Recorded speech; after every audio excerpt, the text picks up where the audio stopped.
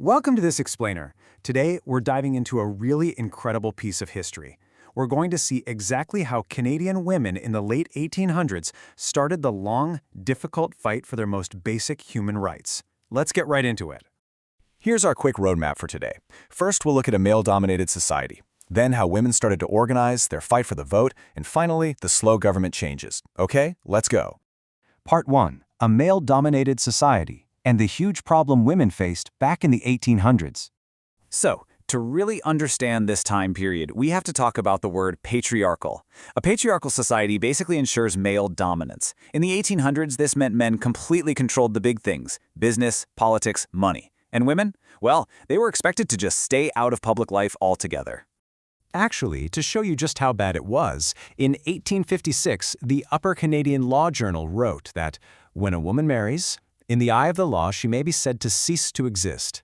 I mean, wow, just imagine that. Once married, a husband took full control of his wife's wages and her property. Legally speaking, she literally just disappeared. Because of this incredibly unfair system, women lived by really strict rules. They were expected to just stay home as mothers. No going to university, which meant absolutely no female doctors or lawyers.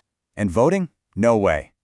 Working-class women had very few options, mostly just low-paying domestic jobs like cleaning or sewing. So as you can see, their choices were extremely limited. Moving to part 2, women start to organize. Because, women decided they just couldn't accept this reality anymore. Interestingly, their first major action was all about something called temperance. Temperance simply means staying away from drinking alcohol. Now you might be wondering, why focus on alcohol? Well, women saw that alcohol abuse was causing terrible violence and huge money problems at home. So, to protect their families, they organized a movement to just stop the drinking. By 1874, they actually formed the Canadian Women's Christian Temperance Union, or WCTU for short. Their main goal was prohibition, meaning a total, complete ban on selling alcohol. And led by women like Letitia Youmans, this rapidly grew into the largest women's organization in all of Canada. Take a look at this really powerful artwork from 1874 called In the Name of God and Humanity. It's fascinating because it doesn't show women as quiet, stay-at-home caregivers. Instead, it shows them as strong warriors. You can see them riding on horseback, literally smashing barrels of alcohol with axes. They were definitely not staying quietly at home anymore. So ask yourself this: how does a picture of a fierce woman fighting on horseback change that old, tired idea that women shouldn't be in public life? Well, it completely shatters it, right? It shows they were stepping up and becoming active fighters for social change. Which brings us to part 3, fighting for the vote and the need for real power. Here is the turning point. The temperance movement pushed people to stop drinking, sure, but women quickly figured out that just asking politicians nicely, that wasn't working. The government was actually making a lot of money from alcohol sales. So the women realized they needed suffrage, the actual legal power to change the laws themselves. And just to be clear, suffrage simply means the legal right to vote in political elections. Without suffrage, women essentially had no voice. But with it, they could finally elect leaders who would be forced to listen to their demands. It was a real game changer. Now, at the time, demanding the vote was considered super radical. So in 1877, Dr. Emily Stowe, who, by the way, actually had to go to the United States for her medical degree because Canadian universities banned women, founded the Toronto Women's Literary Club. But here's the best part. She disguised her voting rights group as a simple, harmless book club just to keep out of trouble.